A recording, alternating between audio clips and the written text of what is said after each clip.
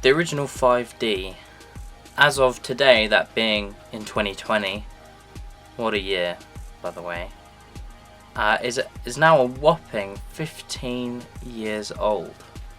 That means I was about 4 years old when the camera first released in 2005 at about £2,500 or $3,200 ish, sitting at a dated 12.8 megapixels. The 5D Classic, as it's known today, is probably my favourite stills camera, and here's why.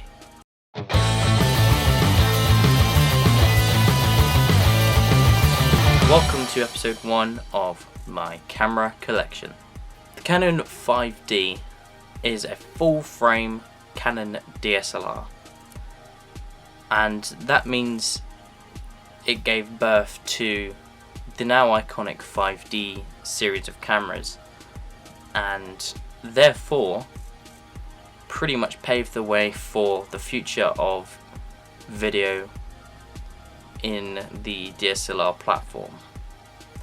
But that's a whole nother video, because the 5D Mark I or Classic, whatever you want to call it, doesn't even shoot video. Today we're talking photography, or more importantly we're talking still photography, as in I wouldn't try and shoot anything that moves even remotely fast, or any sports, or just anything that moves really, because this camera has 9 AF points, which is fine. Lots of old cameras have 9 AF points, and lots of newer cameras have 9 AF points, but newer cameras have cross-type AF, and that is a whole different breed. So obviously this camera was not intended for fast-moving subjects, as it only has a 3 frames a second burst anyway. So just don't bother with it. Although I did actually shoot an equestrian thing on it, which turned out alright. So here's a pic, and here's another pic. I guess if I'm going to do that in post, then there you go. There's the pics. The specs of this camera aren't really why I love it so much. That being because they're quite underwhelming. It's definitely not why I went out of my way to own a 5D Mark I. I should probably get off the fucking shelf. Ugh. There she is, 5D Mark I. The two features of the 5D Mark I that definitely keep bringing me back to this camera are the sensor and the colours. Full frame is obviously preferred these days, as medium format can be quite expensive. Looking at you, Hasselblad. Good God, that is a lot of money. Most modern day full frame Canon cameras, like the 1DX Mark III, goodness me, that is a lot of money. And of course the EOS R5, which is mirrorless even, and still so much money. They're just really expensive, and I bought my 5D Mark I here for about £250. You could say that this is the most budget friendly full frame Canon camera that you can buy at the moment. Just make sure you get one that works, make sure you get one that's been looked after enough, and you should be alright really. So yeah, the 5D Classic will probably set you back, say, at £200 to £350 ish, depending if you just buy the camera and a single lens. If you buy as a package deal, then obviously the price might just shoot up from there. So my official verdict is that this is the best way to get full frame on a budget. Obviously if you're a video person, then don't buy this camera. Buy the 5D Mark II if you want full frame video at a cheap price. And I couldn't say enough about the 5D Mark II really, but I'm not going to speak about it because that's a different video. Now I need to get onto that. Them colours, man.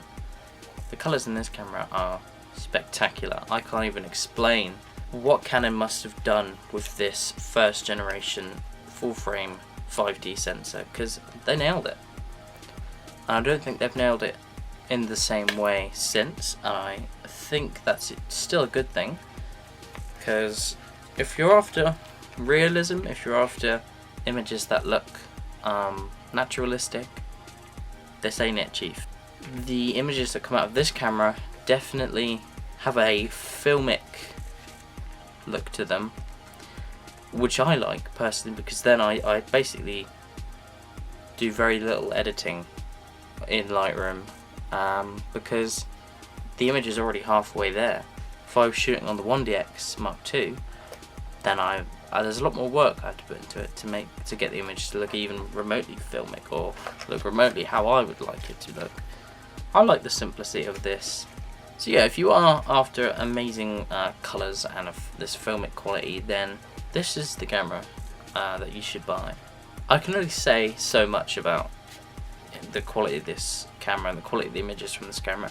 You're probably just going to have to look at the pictures section of the video, which is coming up in a second, which hopefully will air out some of the concerns you may have with the image quality. 12.8 megapixels doesn't sound like a lot. Most phones have 12.8 megapixels these days, or at least 12-ish, so I wouldn't worry about the quality of it. If you're going to be scaling the images up to the side of a building, then maybe not. But that's not what I use this for. I take this out when I'm feeling like there's nothing I can shoot, and then this camera just opens up so many doors for me. So yeah, enjoy some pictures. They'll probably be on the screen in a second with some music underneath, or something along them lines. So just enjoy that while it lasts.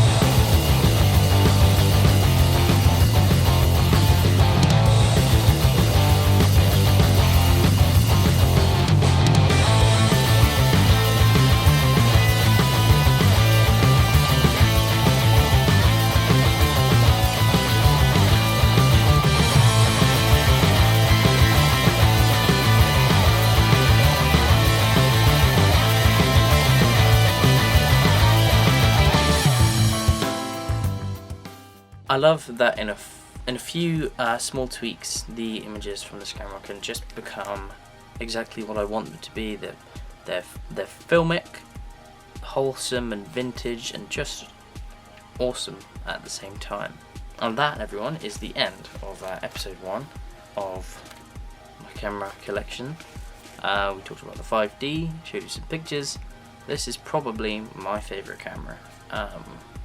Although if I had to keep one camera forever, and that's the only camera I can ever own, it would probably be the 700D, which is the first camera that I bought with my own money. So there'll probably be a video on that eventually. But next episode, we're actually going to be talking about something a bit more filmy.